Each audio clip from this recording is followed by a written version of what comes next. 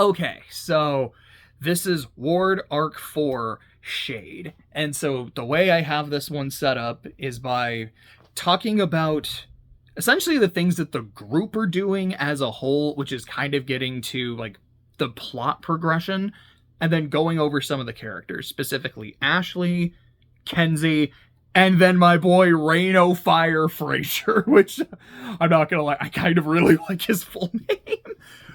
But yeah, because normally what I do is I'll be like, here's the overall thoughts, here's maybe a couple other things, and now let's talk about the interlude. But Rain is the interlude. I think he had 3, and it's just kind of going over his backstory, his life. So I'm still going to kind of save him for last and then just go into some of my other notes and observations, which for the most part is either little things that didn't quite fit anywhere else that caught my attention, or, okay, that was a line that I really liked or thought was super cool. So starting from the top, just what the group is doing. They are working to destabilize Hollow Point. So that is where Prancer is and his group of, again, I'm kind of calling like B-list and below villains. And the place where they get to live, chill, and kind of call their own, with him being the head honcho. And the vibe that I get is that it's not that he's the head honcho because he's really strong or he has this command. It's almost like he has a commanding presence because, as he said in his interlude, I'm a salesman and I'm really good at selling people on things. And the vibe that I seem to be getting is I'm selling people on the idea of community. Almost like if there are, you know that thing that Syndrome says, with everyone super, no one will be? It's almost kind of a similar vibe because the whole thing was like, here's the bar where all the villains hang out. But if you're not one of the top dogs, you don't go onto the top floor. And it's like, well, what does it take to get to the top floor? If you have to ask, you're not top floor material, or at least you're not there yet. But if everyone's on the same floor, there is no top floor. If we're all B-listers, then none of us are B-listers. We're all like the kings of the area kind of thing. We work together, we scratch each other's back, blah, blah, blah, blah, blah. And so we're working to destabilize that community because it is still a hub of villains. So the way they're doing it is they have Ashley going in, because Damsel of Distress is a villain, going in, kind of talking to people, seeing how things work. The arc starts with her having a conversation with Prancer and telling him, like, okay, you're late. Like, I've been here 30 minutes, maybe it was an hour, I don't remember. It's like, I've been here for this long, and you're now just getting to me? That's rude. Like, I deserve better. That's rude. It also shows you have a weak response time. You're weak. Blah, blah, blah, blah, blah. And him trying to be polite and cordial and selling her on this, and Ashley being Ashley, having none of it. And what they're also doing is giving this information to Hero Group. They also have Kenzie just spying on things everywhere. So they're hearing and seeing a lot of conversations, giving that info to other hero teams. And as Tristan puts it in the conversation with Houndstooth, we're trading favors for favors. You do us a favor by patrolling the area. We'll owe you a favor later. And that's one of those things where I'm like, what kind of favor is this going to be later? With Houndstooth specifically saying, he's like, okay, can I essentially have you under, like, in my debt, but not tell you what the favor is yet, but just kind of hold on to it? And they're like, yeah, like, we kind of expected that would happen with some people. That's fine. I'm like, okay, like, that makes sense, but it gets my gears turning. Like, what kind of favor is this going to be? Like, Kenzie seems to think that he's a really cool guy on the up and up. Ashley hated him on site. I'll talk a bit more about that later. But I'm like, what are you going to have them do? How bad is that going to be? Like, is it going to be a genuine, like, I need a favor, no bullshit? Is it going to be I'm worried about Kenzie. My favor is you got to get rid of her? Or, hey, here's a favor. I'm going to need you guys to do some real shady shit for me. I don't know. But that's the thing that's going on. The exchanging favors, heroes running patrols, and if things start getting a little dicey, they have a strike team come in and do some stuff. Like Vicky and Sveta went in at one point, and I don't remember who they were fighting. It was Hookline, I think. What was his thing? So I think Hookline he has... Oh, my brain is stopping. It's like a chain or a pole or some shit, like a line that I think it can't be destroyed or like fucked with except for by very specific powers. But generally, like, if it grabs you, it grabs you. And a dude named Kitchen Sink, who can just make things and throw them at people, with the idea being, everything but the kitchen sink. I'm like, okay, that got a chuckle out of me. I think that's kind of neat. There was also this other group, I don't think they were fought, called the Speedrunners, who were, I think it was specifically tinkers that all have time-related powers and, like, things that they can do, which sounds really cool. But when I hear a group called Speedrunners, like, time makes sense, but I think video games, which of course reminds me of my boys Uber and Elite. I was like, I think one of them survived. Would he be in this video game themed group? No, okay, it's completely other stuff, but I don't know, I just kind of thought that was fun. They are currently still working on a group name and individual names, and working on, like, what do we want to do for, like, our costumes and stuff like that, which, that's just stuff I think is neat. Like, as a cape geek, that's just fun. Also, they are starting to work, not with a full attorney, but with a law student that Brandish recommended, who is kind of like a bit of a go-between between Carol and Vicky. And as Vicky's kind of said, it's like, okay, when Natalie is acting as just our lawyer and giving us advice, I mean, like, okay, this is why what you're doing is good, and here's why what you're doing is bad. One thing she brought up I thought was really interesting is how, with the way a lot of judges are currently leaning, is that as a cape, you are always considered armed whenever you're in a fight, whenever, like, you hit somebody. Like, that's not just assault, that's armed. That might be aggravated just because of having powers, which, number one, is just, as an attorney, like, anything doing with the legal system, like, that's kind of interesting and an interesting way of interpreting the law. But it also circles back to Worm and that happening to Canary, and because of what happened in her incident, it's like, look, under the law as written, you would, like, no, none of us would find you guilty for this. Like, we understand, but we have to set a precedent somewhere. And we understand you didn't mean to do that to the guy, and you didn't really know your powers would work that way, but you still are someone with powers. And do we really want to set the precedent that if someone has powers, doesn't fully understand them, they're not culpable for what they did? Nah, so we're sending you to the birdcage. Like, okay, like, that's really interesting. Kind of fucked, but also sometimes the law does kind of work like that. This is how we're choosing to interpret the law going forward, or this is the precedent we think we ought to set. So even though your case maybe shouldn't have turned out this way, too bad. Here we go. And that's kind of more or less the overall group stuff and progress going forward without going into character-specific stuff. So I'm going to start with my girl, Ashley. So just one thing I thought was kind of neat is that she does have regular appointments with Bonesaw because of, like, her prosthetic hands, and this is who's tuning them up and shit, and I just think that's kind of neat. But they really get into part of her psyche and her identity. So Ashley is someone with this silver blonde hair, wears all black, it's always wearing dresses. I think she said that, it makes a lady look more elegant and imposing. Like, it, brings out, like, the inner lady kind of thing.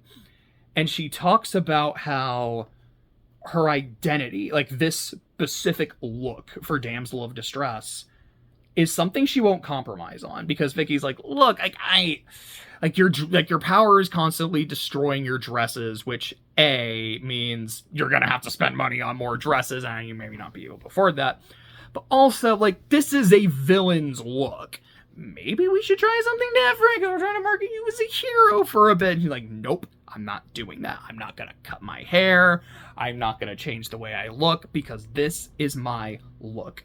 This is something that I crafted and I chose when I was at my lowest. And any time I have been at my lowest since, with all the crap that I have endured, this is something that I have always had. This is me. I won't compromise on that.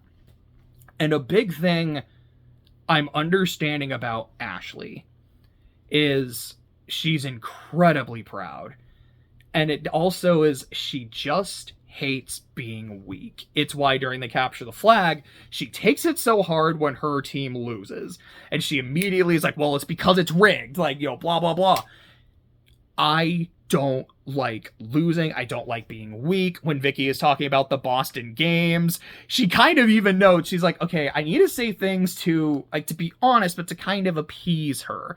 Because when I said I recognized her and knew who she was, she really liked that. But when I was like, oh yeah, you were just kind of like another name on a board, like it was whatever, that made her mad. So you kind of always got to make sure you're feeding her. Oh my gosh, you just realized that. Sorry, I was about to say, it's like, you know, it's kind of like Jack and Shatterbird, and how Jack was like, okay, I understand that Shatterbird is someone who has a strong ego. She's very proud.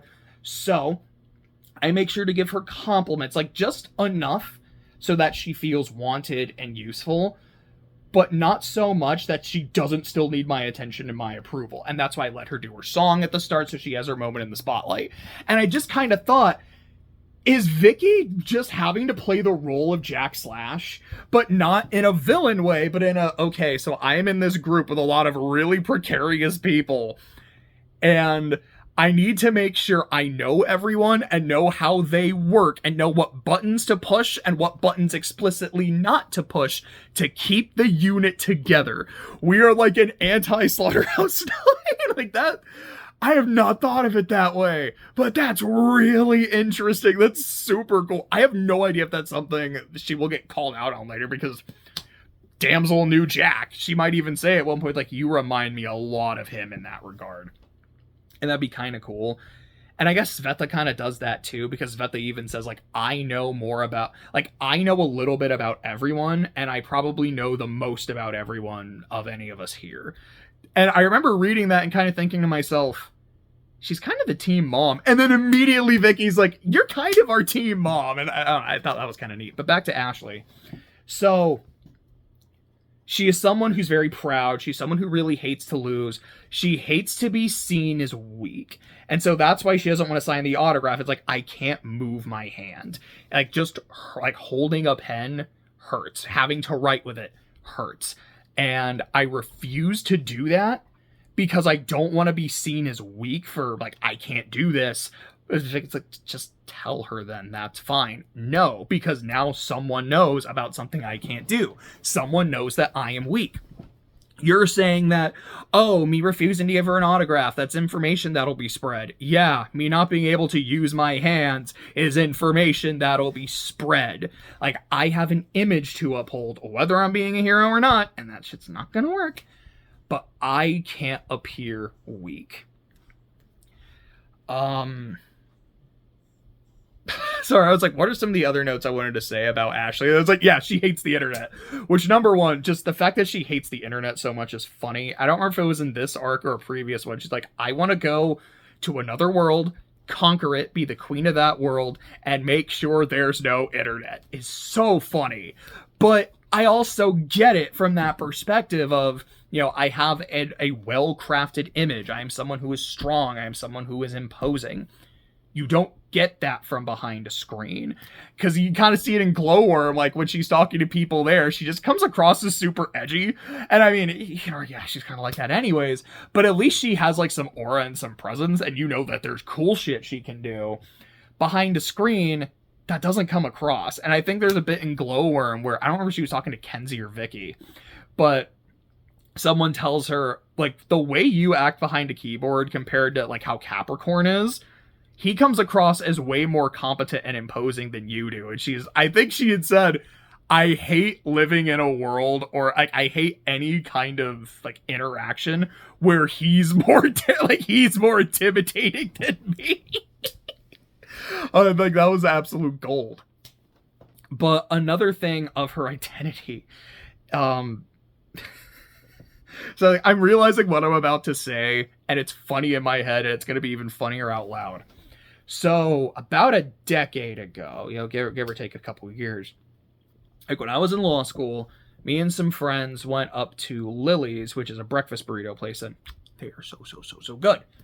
And I remember this one time, there was this woman who, I remember she was like wearing sunglasses. I think she was, I don't remember if she had a hat or like a hood. It was something like she was kind of hiding her face a bit. And I was talking to some friends afterward, and they're like, yeah, I'm pretty sure that was Lady Gaga. Which is just kind of neat that there's a non-zero chance I had a brief interaction with Lady Gaga, which I don't think I've talked to her, just kind of saw her. It doesn't beat the potential interaction I had with Timothy Chalamet. If you've heard that story. But anyways, so the bit when she's on the train and, she's just like wearing her sunglasses, she's wearing like all black, reminded me of that like Lady Gaga moment. And so later when they're also highlighting like, oh yeah, she has this naturally like silver blonde hair and she's someone who's very conscious of her fashion and how she looks. Like, now I'm just imagining Lady Gaga when I imagine this character. And that's so funny to me. It's like, I like Lady Gaga. Like, at some point, I should actually add her to my list of, like, albums that I'm going to go through. Because I haven't done albums in a while because reading Ward. But I'm like, man, at some point, I should probably do that. But the idea of just imagining this character just being Lady Gaga is so funny to me. It's awesome. So I had to bring up that. I think there's only one other thing I want to say about Ashley. Yes, the only other thing I want to say about Ashley, because this will segue well into the next character, and I've said this in a few other videos, I love her relationship with Kenzie. I love how fiercely protective she is. Because in other arcs, she's like, okay, like, they're close. Kenzie calls her boss. You see in Glowworm, she's like, hey, when this all goes south, I will hire you to be my minion. Like, I'll pay you well. I'll take care of you. You are wanted here. And, like, when Ashley gets salty after losing Capture the Flag, it's Kenzie that goes after her. Here, when Kenzie gets, like, really hurt because of what happens later with Rain, Ashley's the one who goes over to comfort her. And when they're talking to Houndstooth, and he's giving his psychoanalysis of Kenzie, he's like, this is why... And he's describing her as someone who is very troubled, someone who has a lot of difficulties, and Ashley hates it. Because to her, it's like, you're just dehumanizing her. You're taking someone who is a person, a real flesh and blood human being, and reducing her to her worst qualities. This is dehumanizing. This is disgusting. The fact that someone like you is considered a hero is like... I find it revulsive. What's the word I heard the other day? Lurid. Like, it's lurid. It just fills her with revulsion. And when she talks to Kenzie about it later, Kenzie's ready to throw hands with her. He's like, no, like, Houndstooth is good people. Like, I really care about him. He's a good man. Like, I don't want to hear you talk about him like that. To which Ashley is essentially saying, yeah, well, I didn't want to hear him talk about you like that. And I think the parting line she has in that moment, I had it written down, you're better than he makes you out to be. And that was just a really sweet line. And it's like, yeah, like, I absolutely love their relationship, which transitions into Kenzie. Because we do get that profile. Like, I just played Shattered Memories over the past few days, which is a game that is psychoanalyzing you. So Houndstooth gives him Dr. Kaufman analysis of Kenzie, which... So I wrote down just kind of some notes on it. Like, she's too eager to please, and she'll work herself to the bone to do it. She is someone who gets stressed and broken when she doesn't get what she wants. She can annoy people easily. She can be a lot. She is someone who is always watching other people, which is, number one, unhealthy for her, but also, like, that's very scary for people. She's easily trusting, and there was a situation where, I don't know if they said it was like Craigslist or something, but there was a woman, like an elderly woman, who had a listing for, like, a new daughter, essentially, and Kenzie almost did it. And further investigation was like, we think that woman might have killed her daughter, so Kenzie almost fucking died. So, glad she didn't. And he sums it up by describing Kenzie as, she is a people addict. She is an addict to other people, or she's addicted to people, the relationships with people, the emotions you get from interacting with people. And she, like, in your group, she's being surrounded by people. She has access to people through the stuff that you're doing. And I'm not saying you need to cut her from the team, but there need to be limits. You need to check on her, make sure she's actually doing her schoolwork, but make sure she's not doing too much of her schoolwork, because she might do that to try to please you. You can give her a project, but make sure there are parameters on the project so she doesn't, exhaust herself doing this, because I want that kid to be okay. And I will say the general vibe I got from him in this moment is Kenzie is someone who is very disturbed and disturbing to be around. I genuinely hope she's okay and that she's doing better and she gets to a place where she can, function. From what y'all have told me, she sounds way better than she was when I knew her. But there is always that chance that things are not gonna go well or that she can relapse. And you need to take affirmative steps to make sure she does not have that relapse. Because I still don't know what her trigger event was. I don't know if it's that situation with the woman, if it was, because I think they said these are her foster parents. So I don't know if there was a previous foster home where things went wrong, if it was with her biological parents where things went wrong. So I don't know all those situations, but I do find Kenzie to be really interesting. And yeah, seeing how close she is to Ashley, this is someone who makes her feel wanted, is so sweet. And the fact that she is willing to throw hands with Ashley, someone who would absolutely kick her ass, because no, as much as I care about you, and I do, I will not let you talk about someone else that I care about that way. I think that says a lot. And also, another thing that says a lot is when the group is talking later at the end part of Rain's interlude, Kenzie is explicitly not part of the conversation. Not because they're excluding her, she's removing herself. And I think Rain even notes, the fact that Kenzie is specifically not participating and she is someone that always wants to be involved and hates being left out says a lot about what she thinks of me right now. Because it's also kind of segueing into Rain, so I'll go ahead and do that before looping back to finish off Kenzie. What you learn about Rain's backstory is he's part of the Fallen. And we got to see a little bit of them in Worm. And I think I mentioned this a couple videos ago, or what I remember from Worm is the Endbringer cult. I think they did mention that there's multiple factions, each one modeled after a different Endbringer, which does make me wonder, because I don't think they brought it up yet in Wards. Are there factions after the new Endbringers? And after Gold Morning, is there a Zion faction? I don't think so. But maybe. But so, they are, I don't want to say a cult of rednecks, but almost kind of. They are deeply religious in their own twisted culty religious views. And as Rain explains it, the Fallen thrive off of this us versus the world mentality. It's us and them, and there's a lot of thems. It's xenophobia, racism, homophobia, transphobia, hating other religions. Any reason you can have to hate another person or group of people, the Fallen will embrace that reason. So as a result, Rain grew up with a lot of those. Tristan at one point is yeah, there's a word you would say to me because I like dick, but I know you don't think of me like that anymore because you're a different person. You've grown. You're not, you live there because you don't really have a choice. You can't get out. But you're not one of them anymore. Which is also how I learned that Tristan's gay or bi or pan. I'm not exactly sure how that works. I also don't know if that at all factors into what happened with Moonsong. But there's also a bit, which I'm going super off, not super off topic, it's still kind of related. There's a bit when Rain is talking about how he has killed people. And he specifically says he killed and hurt kids. And it was something he did as part of the Fallen, and it was something he did to gain respect and clout. And they talk about how everyone in the group except for Vicky and Kenzie have blood on their hands. I'm okay, Ashley, yeah, part of the Slaughterhouse 9, totally buy it. Rain, we just kind of went over that, and we'll talk about it a little bit more.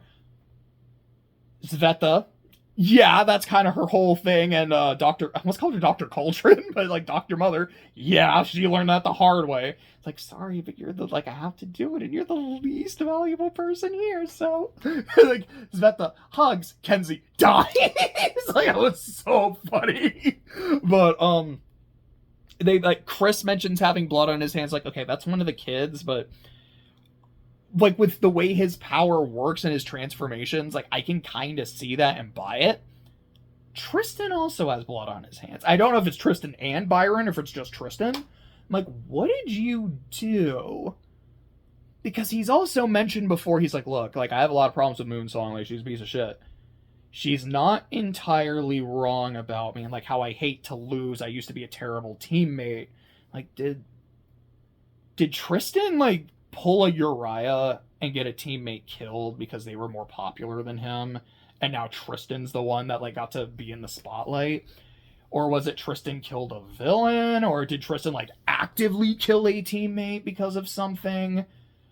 How justified is Moonsong for hating him? Because I still remember the thing in Glowworm where she's like, yeah, I was really hoping you died. That's not a, I don't like you, we have our problems, we have our beefs. That is hate. How justified is that? I don't know. But getting back to Rain, I guess that's also getting back to Kenzie. When Rain tells everyone, it's like, yeah, so I was part of, like, I am part of the Fallen, and blah, blah, blah, blah, blah. Kenzie knows. She's like, well, like, aren't they also super racist? Yeah. During our first few meetings, like, you would look at me, like you would give me these looks, like you were really uncomfortable with me being there. And I thought it was just, part of the therapy, like maybe you feel really uncomfortable, maybe it's hearing about some of my stuff. Is it just because I'm black? Is it because you're racist? And it hurt her. Like I said, like she walks away from the group, and then Ashley's like, I got this, and it just goes up to her and just sits with her for a while. And it's a while before Kenzie rejoined the group. Like, damn, like that stung. Which makes sense, because in a previous arc, she talks about how, I think she said, I've only been wanted in my life thrice. The first led to my trigger event. So I am thinking maybe it was the woman, like the woman's like, oh, I want you to be my daughter, and all this shit happened, but maybe not. But so the first time was like, it led to my trigger, so it didn't go well. The second time was the Baltimore Wards, and none of them wanted anything to do with me anymore. And the third is right here with this team. It's super important to me. I don't want to be left out. So finding out that one of her teammates that, yeah, like she feels really close to was really racist against her, yeah, I would imagine why that would really hurt. So, excuse me, sorry, now I'm just kind of going through my Rain notes to see where I want to go. So, Rain has killed people. He killed kids. His interlude goes through some of, like, the perspectives of his cluster members. Like, you see Snag during the mall fire, like, trying to save this girl, but he's not able to. You get this lengthy chunk with Love Lost and her daughter, and her, like, reliving these moments with her daughter, and some of it is of her not being the best mom, but she's trying, and these moments where, like, she is getting on well with her daughter, and her daughter died during that incident. And I'm like, this is... Okay, number one, like, this is just genuinely, like, devastating and heartbreaking. And number two, because, like, the early parts of the interlude where it's not identifying Rain because it was also Snag, I was a little bit of, like, what's happening? I'm not super sure, but I do. So yeah, what I'm trying to say is I don't know if it was explicitly said in the interlude that Rain is the one who set that fire or not, but I feel like there's enough context clues where, yeah, he's the one who did it, because he says, like, I have blood on my hand. Like, they blame me for what happened. If he set the fire, makes sense. If he says, I have blood on my hands, I have kids' blood on my hands, yeah, the kids died there. It all kind of adds up. And just the way his cluster hate him. yeah. And I mean, part of the, like, you've infected us and, like, we hate the Fallen. And so they're trying to get a big, like, a group together to go raid and take out the Fallen, but specifically want to kill Rain and, like, torture Rain. Poor guy. But I'm also like, I get it. Okay, like, wanting to get rid of the Fallen, I get it. But if Rain is the one that set the fire, like, I'm kind of understanding that he was, I'm not going to say I'm rooting for them, because we've seen that Rain is not that person anymore. And not that we really knew him back then, but clearly the person we know now isn't like that. But I can't blame them for wanting revenge for what happened to them, for the people that they lost.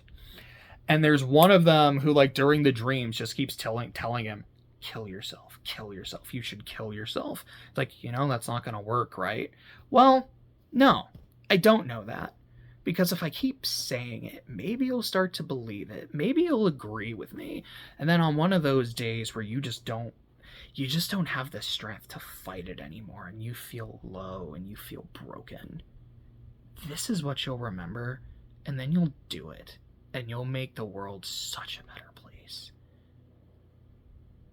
Like, that was cold, man. Like, holy shit. There's something else I just had related to Rain. I don't remember what I was going to say. Was it something about the fall? Like, I'm still, there's a lot more I have to say, don't get me wrong. Gosh, there's so much crazy shit with Rain. Oh no, sorry, I remember what I was gonna say now, because this isn't something I wrote down, but it's something I was thinking about. Is Rain's whole thing of, like, I used to be a terrible person, I did this really bad, horrible, unforgivable thing, but I'm not that person anymore, feels very emblematic of the story I think Ward wants to be. I don't know how well it will continue to do so, but, like, I think about Vicky and Amy and how it's like, it is, I can't even say it's on site because Vicky refuses to even see her, and I understand that. And that sense of, it's like what she says to Madison in Glowworm, which to me is kind of the mission statement of Ward, for, like, how I understand it is, it's not that I don't believe in second chances, but I don't believe in forgiveness. Because I think when you forgive someone, you absolve them of what they did, which might give them carte blanche to do it again because they think it's okay. So it feels like this is a story where Rain deserves a second chance, because we see he's trying to make the most of it. He is trying to be a better person in the way that he views others, in his relationships, the way he is, like trying to take care of Erin. And yeah, some of that is, like, he's attracted to her, but it's also, he really cares about her. Like, the moment when he sees her in his workshop and she's crying, and it just shatters him, seeing the woman he loves like that, and knowing there is very, very little I can do, but I will do all that I can. Like, I felt that. I know exactly how that feels. And, like, I loved that. It's like, there's a good and it's not even like there's a good person in here. It's like, there's a good person here, but there's a lot of baggage. And does the baggage deny you that second chance? Does it mean you get a second chance, but the slate's not clean? Or it's, yeah, like, you don't get forgiven because you have to carry that weight. And I remember a while ago, I was trying to read Project Horizons again, and I read book 1 and then took a break and then just could not get back into it. And I was like, I kind of want to just go into Ward. I really don't want to read the rest of Horizons again, because it is long, it is bleak, and I already know what happens. So it's not like something like this, which is super long, and I don't expect Ward to be a happy story, but I don't know what's going to happen, so there's some excitement to it. And look, there's a lot of things in Horizons that I just straight up hate from a narrative perspective.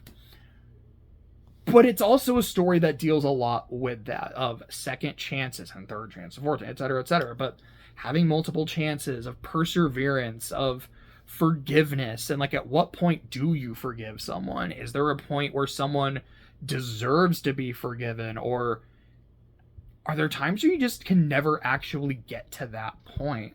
I think there's a bit in part 1 where Blackjack is talking to Watcher and she's like, well, like I did a horrible thing. When do I move past it? Like, how do I make up for it? You don't.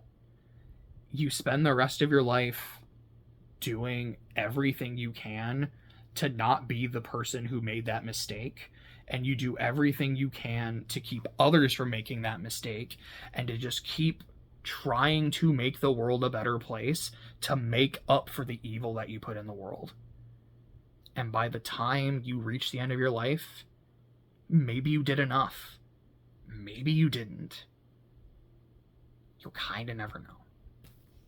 And I think that's an interesting sentiment, and I don't know how much of, like, again, that kind of sentiment we are going to see in Ward, but it feels like that's kind of the mission statement of the story, or it's like that's the themes we're kind of going to be analyzing, and I find that really interesting. Just other stuff about Rain and Fallen Society. So there was a power that I missed, because we do see it like when he jumped off the train, but so it's like he has the like tinker arms, which kind of suck, and he's got a little bit of emotion manipulation, and then there's his blaster power that will like he marks something, and then if it gets moved, it gets like destroyed, which is super neat. He also has the power to just completely stop his momentum. But when he does, he's frozen in place for a bit and he can't move. And like, okay, I can't explain why I think that's so cool, because I don't know how useful that would be. Like, he can cast Featherfall on himself. That's nice. I'm assuming with the Manson effect, like, he can basically stop himself from getting Gwen Stacy'd. Like, if he's about to fall to his death, he can just stop, be fine, and then fall the rest of the way. And it's like, that's useful. But it's like, that's very situational, but I just think it's a really neat thing for some reason. Like, I don't know. I think it's super cool. There's a point where he talks to his uncle and is like, I want you to teach me how to fight. So rather than the uncle going like, okay, well, you know, wax on, wax off, or like, let me teach you how to throw a punch, he just goes outside, and I don't remember if the mom or the cousin tells him to go meet the uncle, or the uncle yells, and then they just start fighting. He's beating the shit out of him. Which I do find kind of, and he's like, I want you to teach me how to fight. All right, I'm gonna show you how to do it. But again, it's less of a lesson and more of just a thorough ass whooping. But Rain does learn in that fight, and what he really learns is fights aren't fair. Like, if I am in a fight, people aren't just gonna stop when I ask them to stop. They're gonna keep going until the fight is over. It is not going to be fair, and any advantages I have can like easily be taken care of. So I need to do what I can to make the fight as unfair as possible in my favor. Whatever I can do, like, and he starts getting into things like traps and wanting to make like traps and better weapons, to which Capricorn tells him, actually, was it Tristan or I think it was Byron actually that told him, it's like, I'm not going to say no, because you got to do what you can to keep yourself alive, brother. But if you're gonna do stuff that's a little shady, don't involve the others. Like, be part of the group. But when you're doing more of this kind of stuff, I still don't think the team idea is gonna work. But they want to be heroes, which means there's an image they have to maintain. And if you're doing like really under the radar stuff, might not be the best idea. So keep that as separated from them as possible. The scene when he and Aaron go back and there's the group waiting for them, and one of them is the one who assaulted Aaron earlier and is telling Rain like, hey, management wants to meet with you. That was creepy. Like, I was honestly just like super tense listening to that bit. Mama is scary, which feels like I'm saying that as a joke, like, Mama's scary, but it's this like old ghostly like woman who's in charge of the Fallen, who, gosh, I don't even really understand what her power is. So she can be like in your head and read your mind, but like she's in your mind and can see your thoughts, and the way she's like, I haven't asked you a question, Rain. All that you've been hearing and saying, that's just already in you. Those are the doubts and the fears that you have, and just being in my presence is bringing that out. You've been distant, Rain. You know, there have been a lot of absences, and you're one of our soldiers. You're one of our specials, our gifteds. So I give you a lot of leeway. But you have been being distant. And I'm just like, oh, I hate this. And the whole thing, it's like, okay, I want you to now, like, you haven't been thinking of me. You need to start thinking of me again. And now when he thinks of her, now he can't help but think of her. She's just there watching. And it just ends with him, like, with Aaron, and his head is on her lap and she's stroking his head. And he's like, this is such a nice moment. And Mama's just there watching. Like, I like my skin crawl. Like, I can feel my skin crawling talking about it. It's just, oh, it's so cool, but just, I hate it. Oh, it's great. But he also specifically tells Mama, he's like, here's what I'm doing. I'm trying to get stronger and figure shit out so I can kill my cluster, because they're after me. And also, I think if I kill them, I can take their powers. I'm not sure if that's how that works, but I don't know, maybe. Like, because they have that weird yin-yang, waxing, waning thing, so maybe if you kill someone, like, the power kind of gets disseminated. I could see it, like some Highlander shit. That's kind of neat. Gosh, there's also something she says to him where she's like, okay, you're a soldier. And you're like, oh, you know, your uncle did this to you. Like, we can have him killed for it. Like, no, it's fine. I asked for it. Like, I literally asked for it. Like, I know, but he is a soldier, and he harmed another soldier without me ordering it. He ordered, like, one of our special soldiers. I could punish him, and maybe I should, but if you're asking, I won't. But there's this whole, like, you're a soldier or you're a slut. And if you're a soldier, you're expected to follow orders. And if you don't do that, you'll be a slut, like you'll be a breeder. And if you don't do a good job of that, then we'll geld you like any common farm animal. I'm like, oh, man, kind of can't wait for this to be taken care of. Like, I'd hate everything about The Fallen. So that's the arc. So I'm just going to go over some of my other notes and observations. There's a whole chunk at the start when they're trying to work on names and they're giving each other porn names. And I didn't write most of them down. I don't remember most of them. I just remember Vicky going with Pearl, which I loved. And then Capricorn's like, y'all can't beat me. Wet and horny teens. Like that was pretty funny. There's this one line Rain has where he's like, yo, Mrs. Yamada thinks I have self-esteem problems, but that's not true. I just genuinely suck.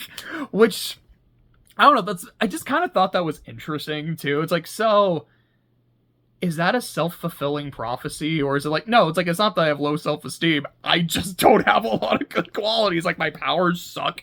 I used to be a terrible person. Like, I can't fight worth a damn. And I'm like, I don't want to harp on the kid. I'm like, I don't know. It's just one of those things that's, I guess it's also something I've dealt with a lot in my life too, where it's like, so do I just have low self-esteem, or is it just I don't have a lot to actually contribute? And just wonder, like, how much they really feed into each other, you know? Just this one line Ashley had where she says to Victoria, where she's like, yeah, like this one time, like I was around a baby and the baby started crying when it looked at me and it made me happy.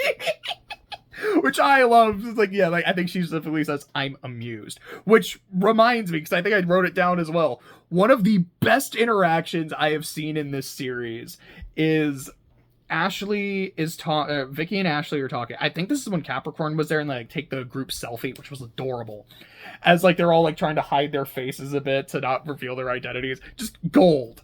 But Ashley says, you know, I've only had my picture taken twice, and it was for mugshots. Or like, it was for basically mugshots. Well, did you look good in your mugshots? Of course. Like, gold. Absolutely loved it.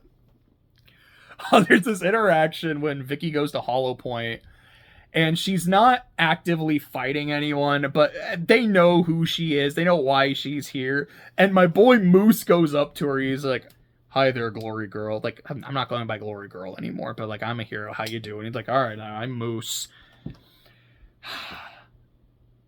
Look, I'm gonna be honest. You should just leave. Like, are you making me leave? No, but kind of. Look. Here's what's gonna happen, Glory Girl. I'm gonna say you should leave. You're gonna say you want to stay. We're gonna fight, and you're gonna beat me. You're gonna kick my ass because I am not strong enough to beat you.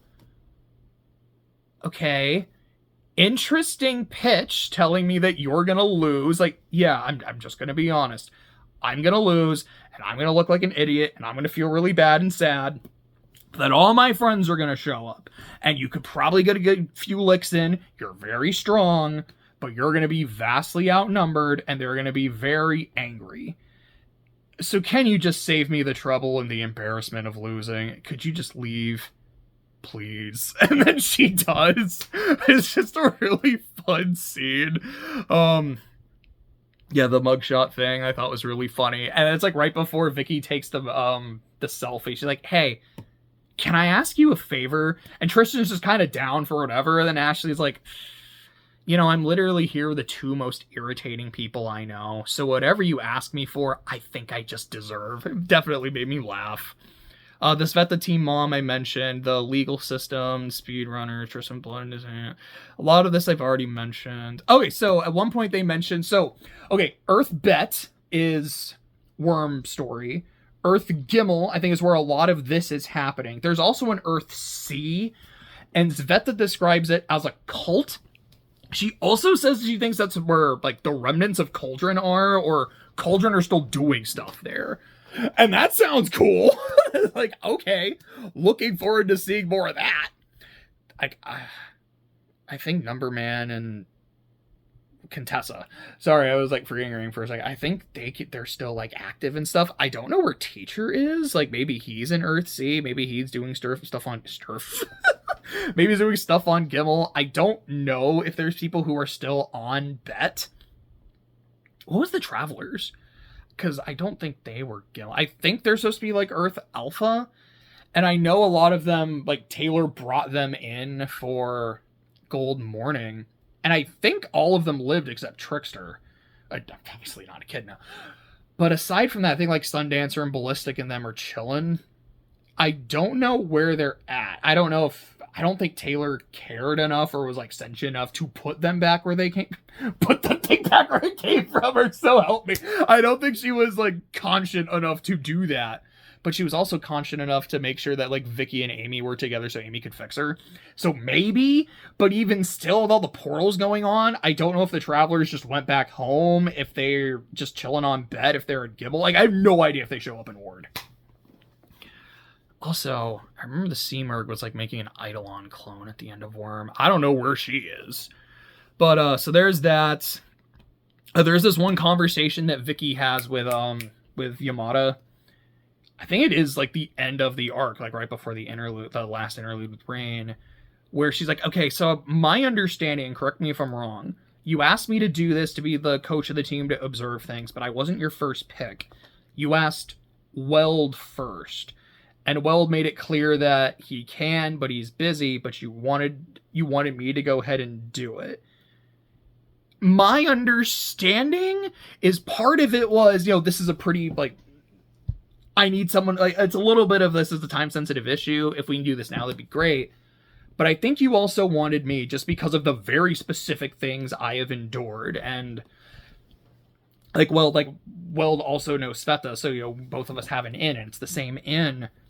But because of, like, the therapy that I've had to go through and the way I've had to build myself, not to say Weld has not gone through shit, he certainly has as a Case 53, but it's different, and you think I can maybe relate to them a bit better, but also I have a very different perspective from him, and so I'm a lot more paranoid about things. Jessica's basically like, yeah, you basically nailed it. Like, I'm sorry if it came across as me manipulating you, genuinely not my intent. I think you might be a little bit better for the job, and he's not mad about it in any way. She's like, yeah, that's cool, that's fine. Oh, something I forgot to mention earlier when I was talking about the legal system and Natalie being the go-between. She does mention that Carol's emails had been hacked, and it seemed like she was a specific target of a hack. Excuse me. So I don't know if that was like, my first guess is that's Lisa, because that's exactly her wheelhouse. I don't know if maybe something Teacher did. If it was, I don't know, maybe it was Dragon. I know Dragon and Colin are in here somewhere. I don't know when they show up. I don't know who they're affiliated with, if it's just with each other, but that sounds like something the two of them could do. I'm so excited to see them. I don't know what the context is going to be. So if I see them and they just die, I'm going to be upset. But I love the two of them. I talked about Love Lost and her daughter. Oh, there was, and the last thing was just this one line that Rain had. It was either him describing the Fallen to his team or just describing the Fallen to himself. But he specifically said there was safety in madness. And that line really stuck out to me. I thought it was really cool and really interesting. But so, that was Arc 4. Gosh, this was an hour-long video. I wasn't expecting it to go super long, but I'm like, I have 2 whole pages worth of notes. This was an 8.5 hour long arc. A lot of stuff happened, and like 80% of it was Rain. But I had to make sure I talked about Ashley and Kenzie too. So, that's it. Really liked it. Like I said, haven't started Arc 5 yet. Don't know when I will, hopefully in the next few days or so, but that's it for now.